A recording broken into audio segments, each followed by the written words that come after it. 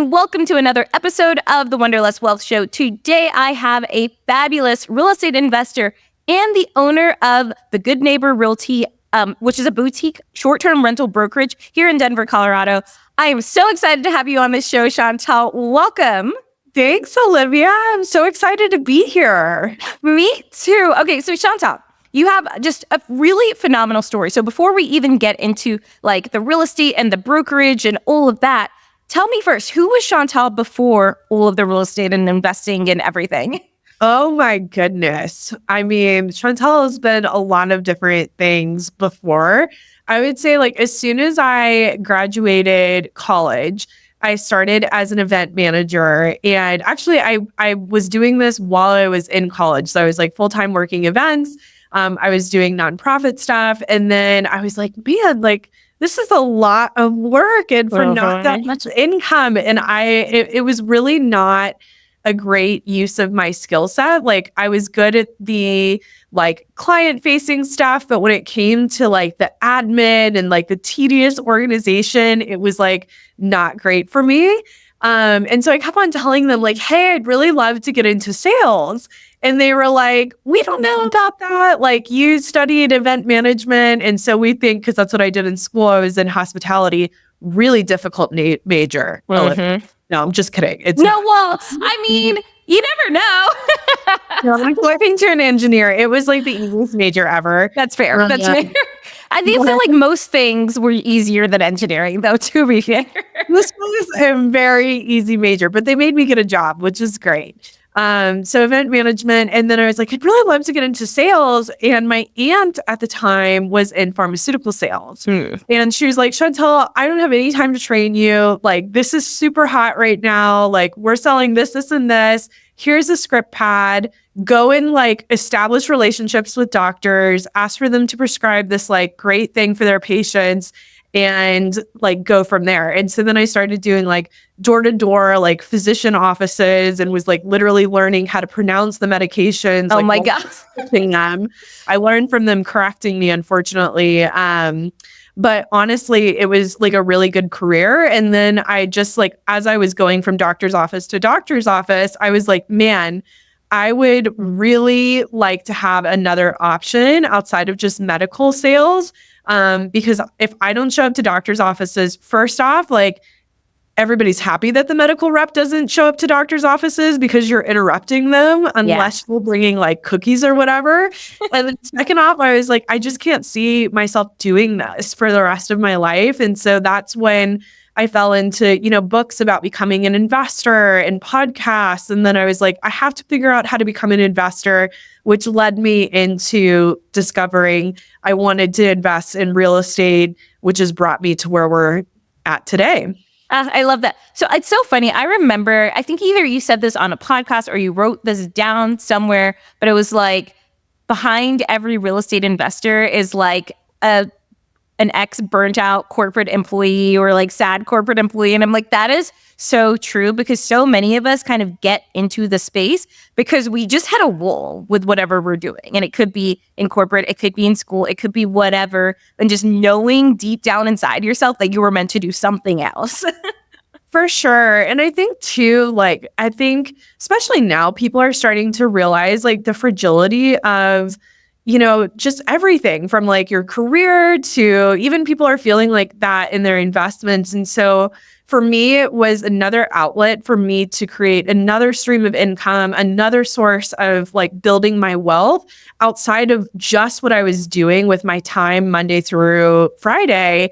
And what like really hit and resonated with me is like, you could be making money in your sleep, which at that point was such a profound concept. And I know that listeners here in like your community and my community, it's very commonplace, but the idea of having something work when I was not physically showing up or even digitally showing up for me was such like an amazing concept and like something that compounds like bigger than what I put into it. Like that's the fundamentals of investing. No, truly. And that's like, so I love my active businesses. I really do. Like I love my coaching business. I love the interior design work I do, all of that. But there's nothing quite like an investment property just spitting out money all the time and you just not having to be physically present anywhere at any point in time. Like it just always runs in the background. And I remember even when I was in Portugal last year, like I was barely working for 3 months, but my real estate was running in the background and it kept producing income versus like some of the other stuff that I do where I have to show up every single day. Yes, it's such like an amazing thing to have something that, and I know a lot of people too are like, oh, I'm so like nervous to like get into my first investment. But, for someone I was a 1099 employee when I was in the med sales staff. So I've been like commission based only for a really like large portion of my life. The real estate investing is like a security blanket for me.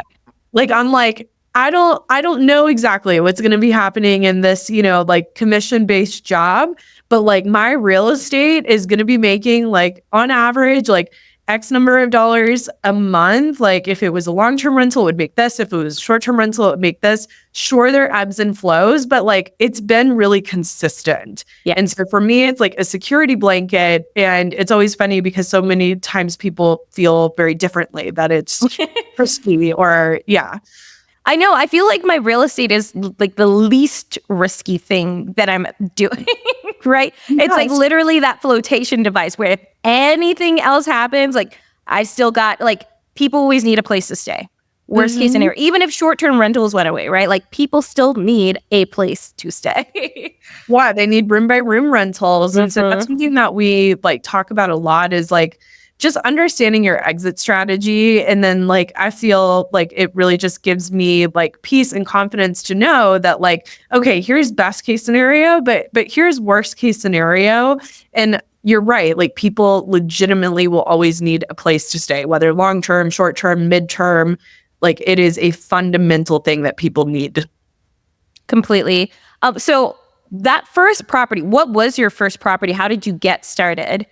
Yeah. So my husband and I started, it's interesting. Like I started in wholesaling, I started in flipping. And so like, those were my first like properties. I bought a portfolio of horrible properties in Georgia for like niece. And after that, I was like, man, it would be really nice to invest in a market that I know and that is stable and growing and has a lot of economic drivers. And so we were like, you know what? We could start by buying our first home. And we did like a 3% down, like primary residence loan. And we were just shocked that a bank would give us as much as they did, because when I first started, I was like, oh no, they're going to be looking at everything. And like, time it felt like a lot, like, $500,000 from a bank. And, I can't pay that back for a long time. And so I was so nervous about that process. And so is my husband. But we ended up like buying the property, living in the upstairs. On a whim, we decided to short-term rent the basement. And it was only because our long-term tenant had actually fallen out. We were going to do and this was back in 2017. And so we started doing short-term rental. I was making like $3,000 a month on the basement at the time, when I was going to charge like $1,200 for long-term rent. And then we were like, why is nobody talking about it? In 2017.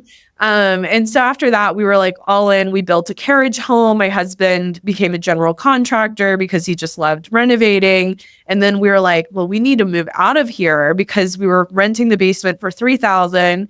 My mortgage was $3,000 at the time. The carriage home was making $5,000. Oh my gosh. And so we're literally like living there and making like $5,000 every month because of that. And then we moved out of the upper unit and started renting that for about $4,000. And so, oh my gosh, it just, oh my gosh, that's insane. That is a beautiful property. It's just like a 3-unit. And it's so funny because it's like, it's not a sexy investment. It's not in the best part of town. It's not in a horrible spot of town, but it's in a spot that's like close to a lot of things. Yeah. It's 3 units. I accommodate 2 to 4 guests. I've always rented it separately as opposed to together, just because of how this property is laid out. But it clears me it honestly clears us like $80,000 a year just That's off of that crazy. Crazy. It's crazy. And even if I were to buy it like today at today's interest rates, at today's value, it would still be like 35 to 40. And so like it's still like no matter what way you look at it, it makes sense. Well, and that's why, so like, for example, my place in New Orleans, I remember at first I was looking at like the best parts of town because I was like, well, that's where everyone else lives. And the numbers just would not make sense. So I ended up going to like the other side of town, which was close enough, like even closer to like the French Quarter because it was in New Orleans. It was literally a 5-minute drive to the French Quarter. Super walkable. Yes, the area was still developing, but it was like right at that fringe where it was still okay. And the numbers, like I was able to get a property for $399,000, like a duplex there for $399,000, which is like a brand new construction.